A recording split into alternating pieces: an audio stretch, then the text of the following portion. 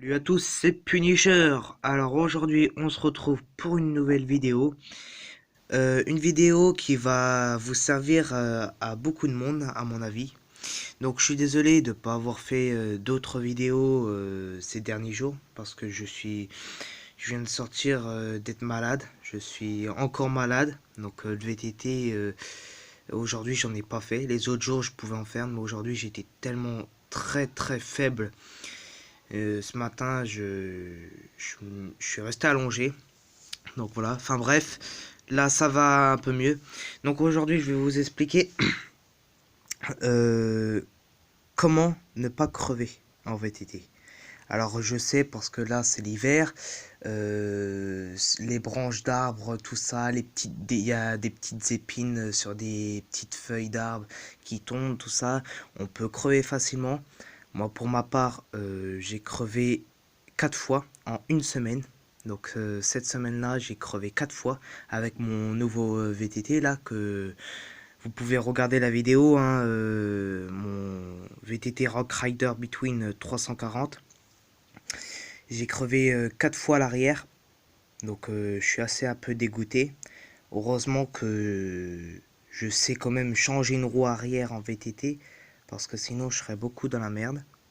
Donc aujourd'hui je vais vous expliquer comment l'astuce, comment ne pour éviter de crever en VTT, surtout l'hiver, tout ça, voilà. Surtout quand vous roulez beaucoup aussi. Alors, ça c'est ma chambre à air.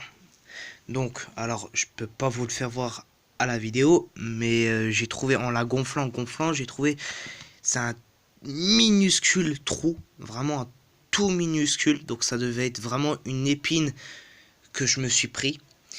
Donc, elle allait crever, donc j'ai fait le repère quelque part, donc je vais la réparer. Donc, quand vous avez une chambre à air comme ça crevée, vous la découpez en deux. Donc c'est-à-dire, vous retirez, vous découpez le tour de la valve, ici. Vous la cisaillez en deux, donc vous la coupez en deux. Et le résultat, ça vous donne ça. Donc je sais pas si vous allez voir quelque chose. Voilà. Toc. Vous voyez, elle est vraiment coupée sur tout le long. Voilà, comme vous pouvez le constater. Il n'y a plus de valve, il n'y a plus rien. Il y a juste le reste de la chambre à air. Alors la valve se situait à cet endroit-là, hein.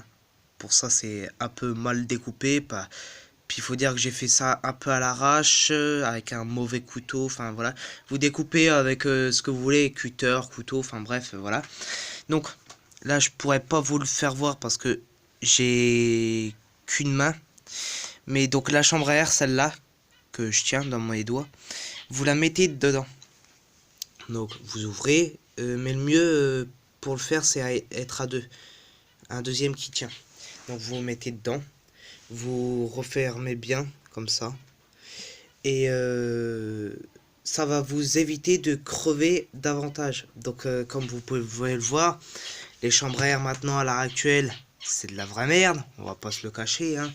Moi je suis désolé, mais une chambre à air comme ça pour moi c'est de la merde. C'est super fin. Apparemment, moi, on m'a dit que avant c'était beaucoup plus, il y a des années, c'était beaucoup plus épais. Alors, je ne sais pas, hein. Moi, je sais pas, j'en ai aucune idée. Donc voilà, ça sert vraiment. Moi, sur mon vieux VTT, je l'ai fait à l'arrière parce que la plupart du temps, c'était à l'arrière que je crevais. Et franchement, ça m'a servi. Ça m'a servi. Euh, Alors moi, pour l'instant, là, je vais éviter d'aller... Donc, je vous donne un conseil, évitez d'aller dans les bois. Surtout si vous avez juste une chambre à air comme ça. Si vous ne mettez pas une nouvelle chambre à air avec votre vieille chambre à air qui a été crevée, si vous la coupez en deux. Parce que vous pouvez crever. Moi, je vous dis, hein, crever 4 fois en une semaine. J'en ai eu ras-le-bol. Je me suis même dit, le VTT, si ça continue, je vais arrêter.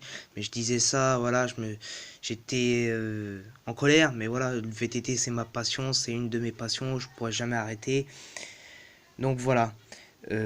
Franchement, c'est un truc qui vous sert énormément. Donc après, j'aurais besoin de votre avis.